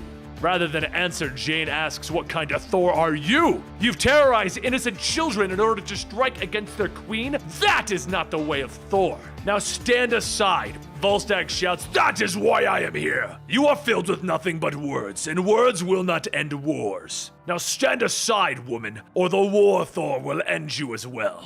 As the two gods begin to clash, their thunderous blows can be heard ringing throughout the realms, over the skies of Vanaheim, all the way over in Niflheim. And just as Volstagg gets ready to deliver the final blow to Jane, her hammer flies by, hitting Volstagg in the back, loosening his grip on his hammer. From her defensive bubble, Jane reaches out to the otherworldly hammer, the ultimate universe hammer, stating that his storms are paltry, just like her grasp on sanity. She grips onto Volstagg's hammer and then calls back hers. Volstagg's eyes widen as he looks at Jane. Her eyes sparked with lightning and her body filled with rage. The very air around her trembling. But before Jane can swing, she looks at the other Mjolnir, stating this should not be here. Volstagg then asks why she lifted it, and does she have the guts to truly bring the storm? The war will not be won with thunder, but with blood. Only the blood puts out the fire, and if she wishes to stop him, she must become the raging blood storm. Do you hear? The hammer swings, cracking Volstagg in the face, and Jane shouts, asking, "Do you think that she does not understand war? You should try battling cancer." With both hammers in hand, Jane slams the two together, and the realms see another streak of light. The force from the hit knocks Volstagg across the realms, all the way down to the dark fairy realm. Volstagg then begins to get up, looking around, stating that this is the birthplace of Melikath. This was no mere accident. She flies down, and Volstagg tells her that the hammer brought them here on purpose. His hammer knows that these dark elves must be punished, just like Cinder and her demons. They could do it together. They could end this war in a day. Jane begins to feel the power of the second hammer, stating that this hammer is angry, so untethered. All it wants her to do is rage. Volstagg shouts, "Then do it! Let the rage out!" As Jane looks at the scared elf, she says no. She's seen his rage in all of its ugliness. They have enough wars, and with that, enough Mjolnirs. She throws the hammer into the sky, but Volstagg calls it back, stating, "No, without rage, you would never truly be worthy of it." Lightning strikes down on Volstagg, and he yells to let him show her how a real Thor makes war. and say fare thee well to the dark fairy realm.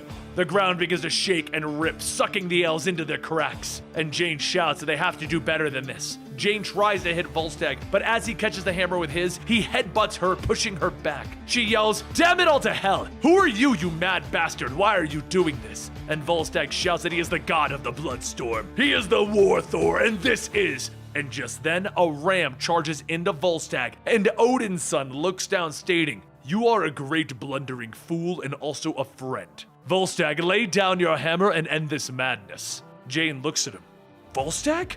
And Rosalind runs up stating that it is true. Volstagg is the War Thor. As Odinson and Volstagg begin to exchange blows, Jane says that it can't be possible. Volstagg is one of the kindest souls she's ever met. Rosalind goes on stating that Volstagg's eyes were open to the horrors of war. She's afraid that that's all he can see now. And Jane tells her no. He has forgotten himself. She knows how to win the war of Thors. And then a thunk can be heard as Jane's hammer hits the ground. She calls out to Volstagg in her human form, Jane Foster, telling him that she understands his anger and pain, but this is not the answer. Remember who you are. You are such a loving and merciful God. Volstagg tells her, "I am War Thor, and if you come any closer, I will smash you just as I did Odin's son." She continues walking, stating that he is a devoted husband, loving father, esteemed senator of the Congress of Worlds, a friend. It's time for us to go home. Rosalind looks at Volstagg's hammer, asking what they should do with this. And Odinson yells out, telling them to return it to old Asgard. "No one wants you here." Rosalind says that she's pretty sure it's a hammer and not a dog. This really isn't going to. But just then the hammer flies into the sky.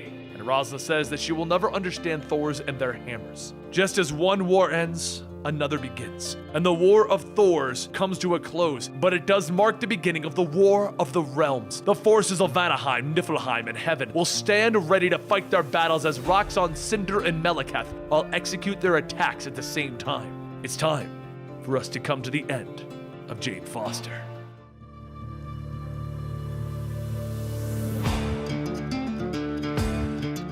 As the past is shown to him, Odinson sees himself in his former glory during a time when he once held Mjolnir. Karnilla, the queen of the Norns, asks what does he see, and Odinson says that what he sees is something that pains him to the very depths of his soul. Karnilla tells him that he gazes upon the golden sap of Yggdrasil, the lifeblood of the world tree itself. Such visions are not for the faint of heart or the unworthy. Odinson looks away, and he states that it is not for him to see them. But he did not come here to be humiliated. He came here because someone needed help. She says that it is not her who needs help, but someone that she is bound to protect. The Norns are in the greatest of danger. Someone seeks to slay the fates themselves. If the Norns, the twiners of fate, were to fall, then destiny dies with them. Meleketh and his dark cabal would be free to forge their own futures, no matter the consequences. Ulik and his trolls have already tried, and her soldiers have managed to repel them. Odinson tells her that no harm shall befall the Norns while the Thunder God has blood pumping through his chest. But just as he says that, the warning horn can be heard, and Karnilla says that that is the Century's horn. They are facing another attack. Odinson grabs Jornbjorn and yells to have the guards get the Norns to safety. He'll deal with the trolls. Karnilla tells him that it is not just the trolls this time. Their time grows short, and if today they must bleed, then let them do so as Norns. I, the Norns, bleed stories. Meanwhile, in Asgard, Volstagg awaits to be tried for what he did while wielding the Warhammer. As everyone wonders if Volstagg was even capable of hurting a fly, there's a rumble of thunder that fills the halls. Everyone tries to figure out what it is, and Volstagg tells them that they should all run. Then something comes crashing down through the ceiling and before Volstagg. The ultimate Thor's Mjolnir sits there, pulsing with lightning, and Volstagg reaches forward as everyone tries to pull him away. As a single finger touches that Warhammer, the War Thor, god of the Bloodstorm, is once again born. Back at the Norn Keep, Odinson fights back the forces with all of the strength that he has while allowing Karnilla and her Norns to escape. As Karnilla looks at the threads of fate, she tells her guards that they should leave here before their lives are claimed. The guards ask what about her, and Karnilla tells them that she is the queen of the Norns. It is time that she controlled her own fate for once, and then takes a dagger cutting the threads. Outside, while Meleketh's forces push closer to her chambers, green threads start reaching out, grabbing the attackers and strangling them. She tells them that there is only one Norn in Norn Keep today, and she now holds all of their fates in her hands. She sees where the threads led them, and all of the realms. For all of the gods and for all of the Thors. The two giants hack away at the support for her chambers, and she continues stating that the War of the Realms, the battle for the stones, the final host, the Mangog. Gods help them. death. She sees the most horrible of deaths coming for them. But before she can finish, the roots give way and Norn Keep comes crashing down. Odin's son rushes over to move the stone and the debris aside, calling out to Carnilla asking if she's okay, and as he reaches for her, he sees her body broken. She tells him that she saw all of the threads of fate, all of them, and she saw death. She saw the death that is coming for her. She did her best to twine the tale. She bled like a Norn, and her death is not a death that he should fear. It is the death of Jane. Don't let Jane. But back across the cosmos, the Warhammer flies Volstagg towards the ruins of old Asgard, and he asks why is it taking him here. They must go to Muspelheim or Slettltharheim, not here. But just then Volstagg is hit by a flying goat and he's shot down to the ruins with a force so great it levels the grounds. He gets back up looking at Tooth Gnasher, asking Odin's son if he left him to guard the hammer. However, he cannot put the hammer back down. It wants him to end this war and he wants to. He never asked for this. He never asked to be a Thor. But just as Volstagg finishes, there's a second explosion and Tooth Gnasher growls, charging toward whatever landed. As he gets closer, a hand reaches out, grabbing Tooth Gnasher by the neck, pulling him into the smoke. Volstagg says, by the gods, it can't be, and a voice asks, "You call yourself Thor? You are no Thor that I have ever seen." Through the smoke, Mangog walks out holding Tooth Gnasher's body, telling Volstagg, "At long last, Mangog has returned to Asgard, with the strength of 1 billion beings, a rage unquenchable, which means the time for the ultimate judgment has come." As Mangog lunges for Volstagg, he tells them, "And we shall start with you. But rest assured, you will not be the last." As Mangog starts to run, Volstagg takes his hammer and he throws it, but the massive fist of Mangog punches into it, sending it flying back into Volstagg's gut. As Volstagg finds his footing and he holds steady, Mangog stops before him, telling him, "I do not know you, but you smell of an Asgardian. You are a god, and that is all I need to know." Mangog then grabs Volstagg by the neck, throwing him across the ruins towards the nearby buildings. He starts to pick himself back up, telling him, "I am not just a god. I am the War Thor, the god of the Bloodstorm. Have at thee!" Lightning begins to strike the ground, creating a storm, but through it, Mangog walks. As he gets to Volstagg, he punches into Volstagg's head, and the storms stop. As Mangog punches over and over, he says that this is what happens to people who send their prayers to the ether. The gods don't answer. While devout men die, while these gods do nothing, the Mangog rises. And when divine gardeners neglect their orchards and entire worlds wither and die, the Mangog rages. When they sin and call it holy, I swell with power, and then I cumber them with some sins of my own. As Mangog grabs Volstagg again, Volstagg takes his hammer, cracking it across Mangog's face, telling him, "You are no match for the Warhammer."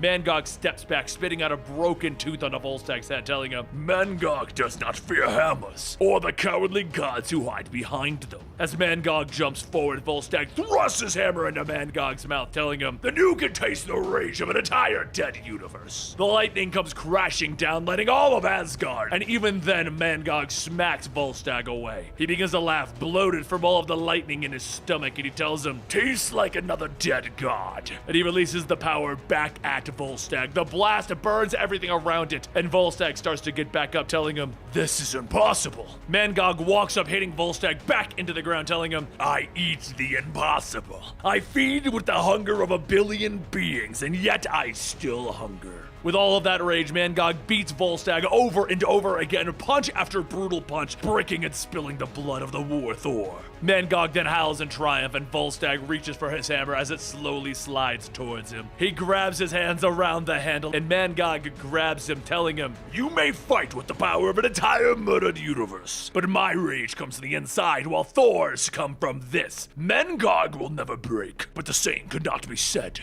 for hammers." He lifts up both Volstagg and the hammer in his hand, and he squeezes down, crushing both the hammer and Volstagg's arm. As he lets go, pieces of the Warhammer crumble before him, and Mangog tells him, "No more hammer, no more Thor." And with one last punch, he launches Volstagg to the edges of Asgard. Volstagg barely manages to grab onto the ledge before falling off into space, and Mangog walks up to him, asking him, "Where are they? Where are the Asgardians?" Volstagg tells him that they're all gone, and Mangog steps down onto Volstagg's remaining hands, telling him, "You still have a few bones I can break, now tell me." Volstagg screams in pain as Mangog steps down, and then a voice says, "It's called Asgardia." Mangog looks back and Meliketh tells him, they're all there, all of your favorites, including the All-Father Odin himself, all waiting for you. Mangog turns asking, is he? And Meliketh smiles, stating, not a god, thus not of your concern.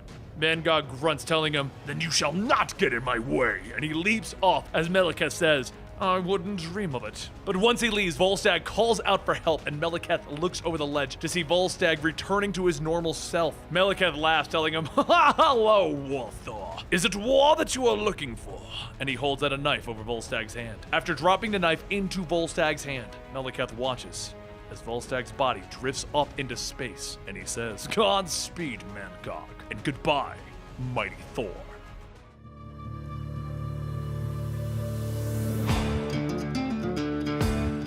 Now back on Midgard, Jane begins to think about all the good that she is doing. And the forests of Vanaheim, protecting it from the hulked out Roxxon super soldiers. And Jotunheim, fighting back the storm and mountain giants, so many other things. But instead, she is sitting on Midgard, arm wrestling Hercules of Olympus. Herc asks if she's ready to surrender, and Jane tells him that she is ready to tear his little arm from his stubborn torso. For lives depend on it. The two begin, and Jean-Bjorn is thrown between them, and Odinson then asks, please do not get Hercules started on his labors. He can go on for centuries about those. We do not have the time. There is no point in measuring egos against Hercules, believe me. Jane tells him that this isn't about egos. This is about Olympus doing the right thing.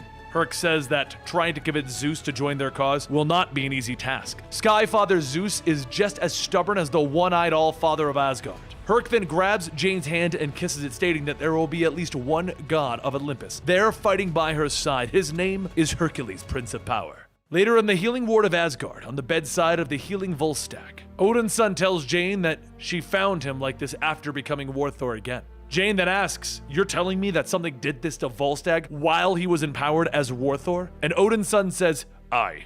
It's the same thing that had the power to rend his hammer to pieces and to tear Tooth Gnasher's head from his body.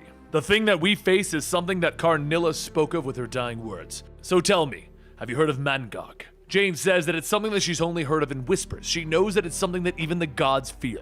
Odin's son tells her, aye, and with good reason. On previous bouts, it has defeated the armies of Asgard all by itself, and it almost brought about Ragnarok through the sheer force of its will. Even the all-seeing Heimdall can't find it, but the Mangog is coming. The gods must be ready. Jane says that when it comes, they will face it together. But until then, there is a war raging across the realms, and Odin's son stops her, stating, not for you there isn't. The only war that you should be facing is the one raging inside of you. Jane tells him that he shall unhand her, or he will lose his only hand. Odin's son then says that he fights for the life of his mortal friend Jane Foster. Does the goddess of thunder still remember her? Last time I saw her, she was in desperate need of medical care. Jane looks down at Mjolnir, and after a moment of hesitation says that there's no time to be sick. This is why the hammer has chosen her. Odin's son tells her that it doesn't mean that she has to let it kill her. You may not be afraid to die, but you must not be afraid to live. One god with a hammer will not defeat Meliketh's army, not alone. The world needs a Thor, and you have been one hell of a Thor. You have faced every threat possible. The world needs more than just a Thor, it needs you as Jane Foster. Jane looks at her hammer and tells him, and she throws the hammer into space. She then says that he is right. Jane Foster does have something left to do. A few moments later, in front of Odin's chamber, Jane is beating on the giant doors calling for him. She knows that he can hear her in there. It is time that he does something about the war that they are facing, and if he won't face it, it is time that they had a new All-Father. Or better yet, All-Mother. The War of Realms is not just a war for the elves or the giants, it is a war that affects all of them. As the crowd starts to form, a voice from behind yells to Jane that she and all of these people are under arrest for sedition. Jane tells Kull that it is not sedition, it is common sense, something which too bad he is not the god of. Kull tells her that she is not a senator anymore, she is just a half-dead mortal who does not belong here. Now leave before she is treated as an enemy of Asgard. As the crowd becomes unruly, arguing back against Kull, the doors to Odin's chamber slam open, and he shouts, enough! Odin steps out asking, are you gods or petulant children? Either way, cease your wretchling mewling, for the All-Father Odin has returned. Returning long enough to deal with the mess that my brother has made of Asgardia. A god who cannot deal with one troublesome mortal does not deserve to be a god. Jane tells him that she is not the trouble here. His stubbornness will doom every god in. But Odin speaks over her, telling her, I should never have sent my son into Midgard. I thought stripping him of his powers and leaving him to wallow among the humans would humble him. But the humans are just arrogant. And you are the most arrogant of all. Then a voice calls out from the chamber stating that Jane Foster speaks true. The realms deserve better gods. They are all unworthy. Everyone stops to see Lady Freya weakly walking out, and she continues stating that Jane Foster's words have stirred something inside of her. Now is not the time for slumber, for the War of Realms has begun. They must prove themselves worthy to be called gods. They must be worthy of her, of the bold and valiant Lady Jane of Midgard. Come stand beside her so that they might. But as everyone looks back, they see Jane has collapsed to the floor. Outside of the Golden Gate, Heimdall says that so it begins. Over the eons, these all-seeing eyes have watched worlds crumble and galaxies burn. But what comes next will be difficult to watch. Suddenly there's a loud thoom and Mangog lands before him stating, "Asgard at last! Tell all of the gods in heaven that Mangog has arrived to send them to hell!" A short while after the arrival of Mangog, Jane begins to wake back up and she asks where is she. She looks around seeing herself in a hospital bed, and Odin's son tells her that she is not on Asgard anymore. She is where she belongs. Jane asks what happened, and Odin's son says that she collapsed. He had alerted Senator Solomon, and Rosalind tells her that she called in everyone that she could. Jane turns to see Sam Wilson and Stephen Strange, and Sam tells her that she needs to listen to what they have to say. Dr. Strange tells her that she should consider this an intervention. On behalf of the people who love and respect her, they refuse to watch her murder herself. Odin's son then says that he knows that it is difficult to let go of being Thor. In the name of all the gods does he know that. But that is what must happen here today. Jane asks what of Asgard, and Rosalind stops her, stating that it is not of her concern. Kicking cancer's ass is all that she needs to worry about. Believe her when she says that Asgard will be fine without her. Meanwhile, back at the Rainbow Bridge, Heimdall thrusts his sword into Mangog's chest, telling him, "Mangog will be stopped, so swears Heimdall, the all-seeing." Mangog grabs Heimdall, slamming him into the ground, breaking his sword in half. He then picks him back up, and part of the sword is still sticking out of his chest as he tells Heimdall, "You see very little for an all-seeing god. Tell me, mighty Heimdall, did you foresee this?" Mangog pushes Heimdall's head against the broken blade. Also at this time, Kull runs out with his guards, shouting to trigger the Bifrost and send the beast somewhere. Mangog begins punching into the bridge, asking, "Did you think that you could just send me away? Mangog isn't going anywhere, and neither are you." With one last hit, the bridge begins to shatter. Back on Earth, though, Dr. Strange begins to examine Jane, and she tells him, "Remember, no magical cures." And Dr. Strange says that he understands. Once Dr. Strange is done, he says that when this all began a year ago, her initial cancer treatments were showing positivity. It was stage 1 breast cancer, but the treatments were removing the cancerous cells. And then something changed. Suddenly, the treatments were ineffective and the cancer metastasized and went from stage 1 to stage 2 and then to 4. What changed is that she found a magic hammer on a moon. The more she saved the worlds as goddess of thunder, the more she was killing herself. The magical transformation purges the chemotherapy from her system while leaving behind the actual cancer itself. If she was to transform even one more time, Dr. Foster, are you even listening? Jane's eyes begin to stare at the hammer, which is floating in the room with them.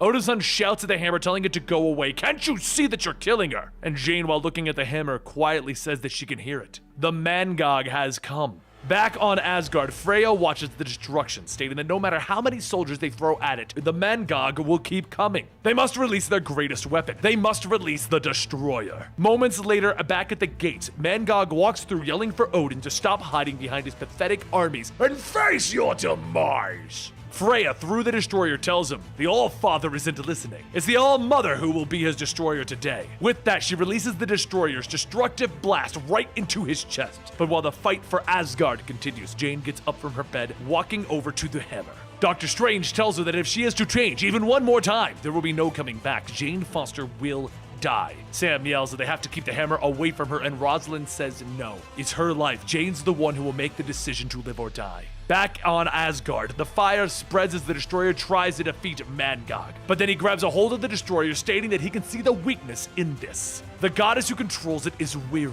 Recovering from a great illness, you should have stayed in bed.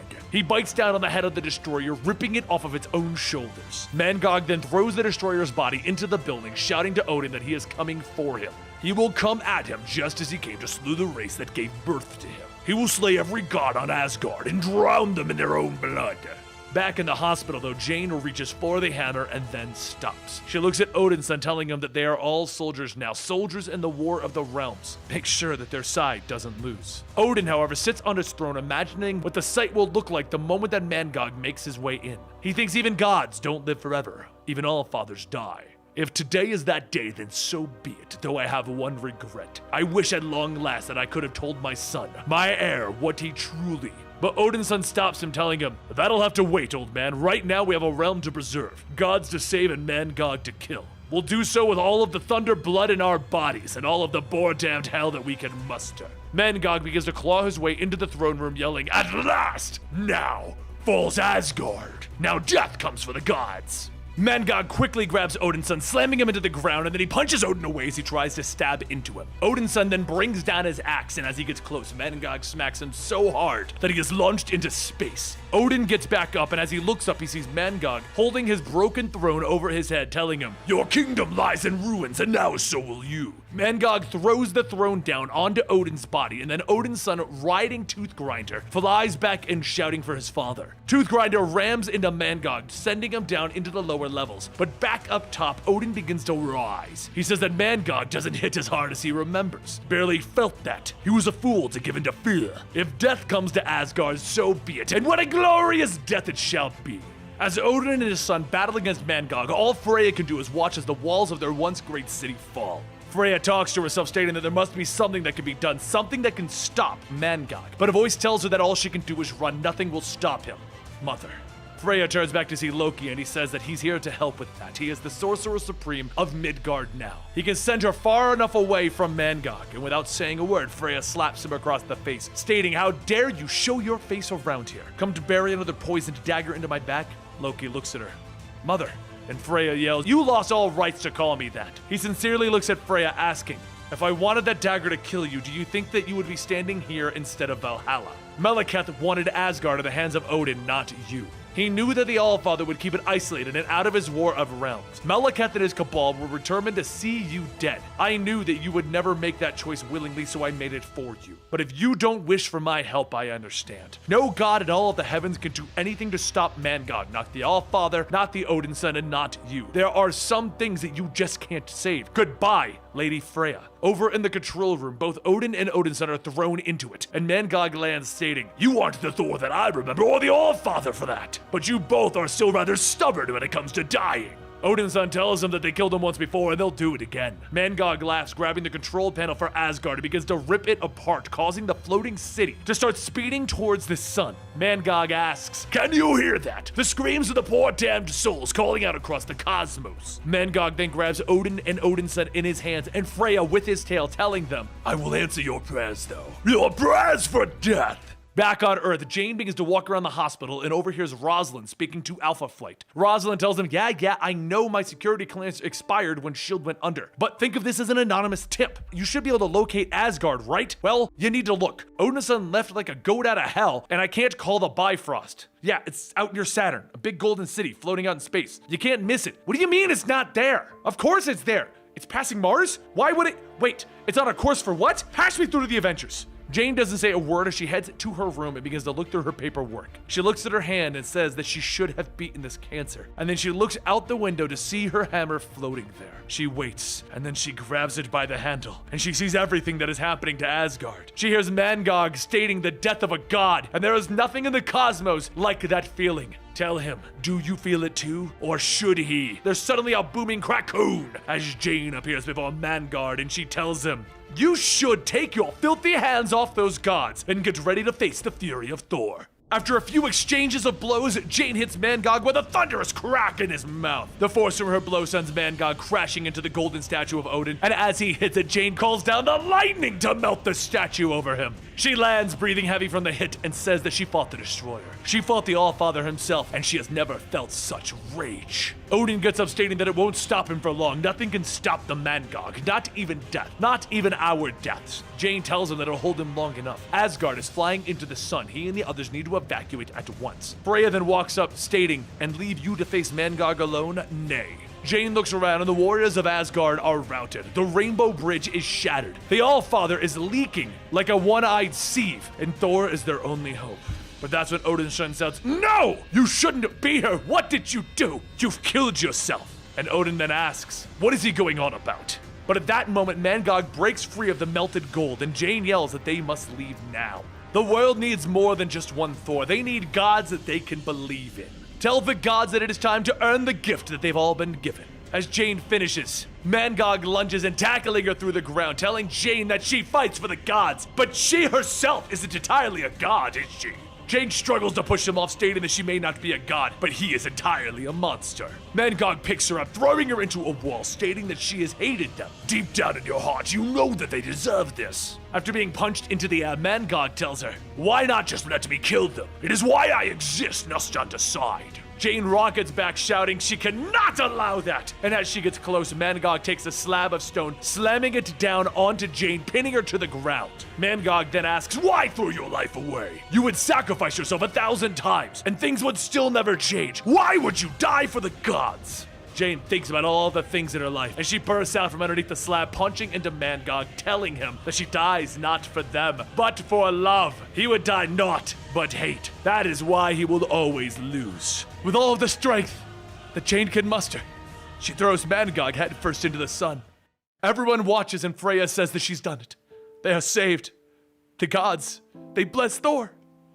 Odin's son quietly says that they have no idea what she's done. She's doomed herself. They have to.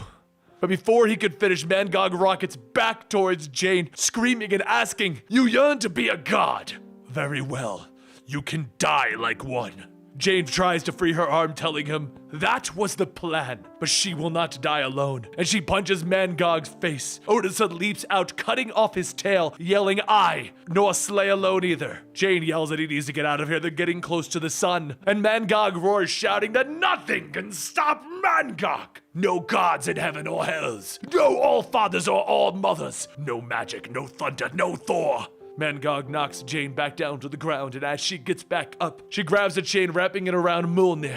She takes that chain, and she throws it around Mangog, stating, "These chains are forged by dwarves to bind the monster wolf Fenris. Let's see how they fit a Mangog." He tries to struggle through the chains, yelling that he is the only thing that can save this universe from divine ruin. And Jane tells him that in the end, it was not a god. 'Twas a mortal named Jane, a woman who gave up everything in order to stop him. Remember that. Fly true, my friend. Fly like the mighty storm that you are. Jane then takes the hammer and throws it into the sky, and the hammer shoots off into the sun's core. Odinson shouts, asking, "What did you just do? You threw the hammer into the sun. You're killing Mjolnir. You just killed yourself." She begins to take off her helmet, telling him she knows. She knows she won't survive another transformation. She knows exactly what she has done. Odinson says that they could still get her to the healers. "We could still save you." And Jane stops him, telling him that there isn't time for that. Not that it would matter. Let them not waste what little time they have. And Odinson says he doesn't know what to say. Jane holds his face and tells him, "Say goodbye." As they begin to kiss, Jane's body begins to revert back to its original form. And as she does, Asgard begins to burn and fall apart. Just then, Asgard explodes for all to see, with Freya stepping forward, tears running down her face. She says perhaps there is still a chance that they could have made it out. Odin hangs his head, telling her that she feels the same as he does, the chill of death. And then there's a loud thoom hitting the moon's surface. As the dust settles, Odinson sits there, holding Jane's lifeless body. As traces of Mangog fade, the gods begin to gather around the woman who was their Thor, Jane. Freya shouts that this is not how it ends. Where are the boar-damned healers? As Odinson runs over to her, Odin stares out for a moment before scoffing and walking off to disappear. Sif asks Heimdall if he is truly, and Heimdall tells her that even blindfolded he can see the truth. He's afraid that it is too late, dear sister, she has gone. The goddess of thunder is dead. May she find a way without haste to the halls of the honored slain. Meanwhile, at the gates of Valhalla, a younger, healthier Jane wanders through the fog, asking if anyone's there. As she looks up at the gates, she says that this is Valhalla. That means that she's... But before she could even finish the sentence, Odin shouts, "You! It was you all along! You're the one who stole the hammer, robbing my son of his birthright, his very name. You've also been the source of all of my troubles for months, turned all of Asgard against me." Jane tells him actually he did that all by himself. And without even acknowledging it, Odin continues shouting that she dared lay her hands and hammer against him, the Holy Allfather, in personal combat. And you even defeated Mangog when no one else in the heavens could stand his wrath. You fought on, so much so that it cost you your life. Everyone that I know and love would be dead if it was not for you. My wife, my son, even I myself. You fought until your very last breath to save the gods of Asgard. It was a glorious death. That is why you, Jane Foster of Midgard, have earned your place among the most venerated of the fallen warriors. Your eternal reward awaits. Welcome to Valhalla, mighty Thor. As the gates of Valhalla open, she looks in and sees the beautiful scene of peace. But rather than walk towards it, she stands there. Odin asks why she hesitates. A great feast is about to begin in your honor. Be not afraid. You have nothing more to fear from me or anyone else ever again. As Odin places his hand on Jane, she looks at him and says that she wasn't ready. She wasn't ready to die. Back on the moon, the healers surround Jane's body, stating that it is of no use. There is still no pulse. Their spells have no effect on her. Sif looks up and at the gathering storm and says that she's never quite seen a stellar squall like this. Heimdall tells her that even when he had eyes, he never beheld such a storm, but he has heard tell of one. The god Tempest, the mother's storm, which means the legends must be true. The ancient superstorm truly was the heart of Mjolnir. With the hammer now gone, the Tempest has been unleashed, and it would appear to be angry, and 'tis not the only one. Across him, Odin's son slams his axe into the ground, shouting in anger, calling down to the Mother Storm, telling it to show him why they call her the god Tempest. Freya runs up and tells him to calm thyself. She knows what he is trying to do. He cannot channel such a storm. It is too strong, it would. But before she could finish, there's a loud crack-coom as Odin's son is struck by lightning. He shouts to everyone to get away from Jane. She cannot be dead. She was the mighty Thor. She has thunder in her veins. Using the power of the Mother Storm, Odin's son begins to try and channel its power into Jane to bring her back. And back at the gates of Valhalla, Odin asks Jane, why is she waiting? You have never tasted meals as what awaits you, and believe me, it's worth whatever agonies you have suffered. Jane stares through the gate, stating that she knows that she should want to, but there's something holding her back, almost like. But before she could say another word, she screams out in pain. Back on the moon, Odin's son continues pouring the power of the Mother Storm into Jane, telling everyone to stand back. He will bring her back. And as Odin's son gives another pulse of lightning, Jane screams out in pain again. Odin then asks, how is she under attack in the land of the dead? Who is responsible for this blasphemy? As Jane rolls over, Odin says that he sees it now, even from across the void. It's the god Tempest that clings to you.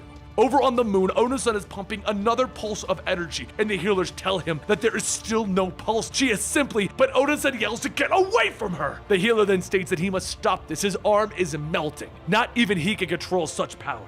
Odin's son weakly tells them to get back, but then a hand reaches out to Odin's son, telling him that they speak the truth. Odin tells him that he cannot control the powers of the god Tempest. No god ever could, but luckily for Lady Jane, there's more than one of them. Back at the gates, Jane looks through, debating what she should do, and over on the moon, Odin and Odin's son together gather their strength, channeling it into Jane. Odin's son asks if she's truly gone, and Odin tells him that she is standing at the gates of Valhalla, refusing to cross over. She's convinced her story hasn't ended, so let us see if she is right. In the name of Asgard, in the name of Thor. With one final stroke of lightning, there is a coom, and the entire side of the moon lights up as the smoke begins to clear. Everyone watches and they see a small crackle of lightning from Jane's eyes. Just then they open as she gasps for air. And a few days later, on old Asgard, Odin's son asks what she thinks. Jane looks around at the people rebuilding the land, stating that it is pretty broken. That's a perfect home for them. Odin's son tells her nay, not for her. This is a land where he was born, but for her. She's going back to Midgard, to the hospital where she belongs. Jane laughs, telling him to relax. This is just a visit. Believe it or not, she's finally being a good patient. As the two look up at the sun, Odin's son says that it's a worthy death for Mjolnir. It's a worthy death for mighty Thor. Jane looks at him and says that Thors can't die, son of Odin. Not now, not ever. That's why I came. Odin's son sighs and tells her, without Mjolnir no more will he ever be the unworthy prince of Asgard. The age of Thor has ended. Jane then tells Odin's son to hold out his hand, and as he does, he feels something heavy hit it, and he asks what. He looks and sees a small fragment of the hammer, and as he struggles to hold it back up, he says that it is such a small piece. That tells him that he could never lift the hammer. He is still not. But Jane stops him and tells him that the hammer made her the Thunderer, but not him. He did it all by himself, and though she was honored to carry the mantle, it is time for him to reclaim it. There must always be a Thor, now and once again, and it must be him. She showed everyone what she could do with the hammer in her hand, and now it's time for him to show everyone what he can do without it. Odin's son looks at the fragment and says that he has a few ideas. Gods, it would be great to fly again. He hugs Jane, telling her that he loves her, and that she is more than a god than he could ever be. Jane hugs him back, stating that he has got more humanity than most humans. Odin's son turns back, shouting, "Where are those dwarves? Where are those blacksmiths?" She smiles and walks to the edge of old Asgard and says, "Thors and their hammers." She gets it now. She's gonna miss flying too. though the skies themselves aren't going anywhere. And neither is she. And there you have it, the full story of Jane Foster Thor. Now, I believe we may have missed a story or two, but if we did, they weren't that important to the overall plot line as to what was going on. This was all of the core plot points towards that storyline. I hope you guys enjoyed it, and we do a lot of things here at Comicstorian, which include podcasts, the audio dramas, and stuff like that. So if you do enjoy this and you want to keep up to date in your favorite pop culture lore, then please consider sticking around by subscribing to our channel and following us on Twitter at Comicstorian. Hope to see you there, and thank you so much.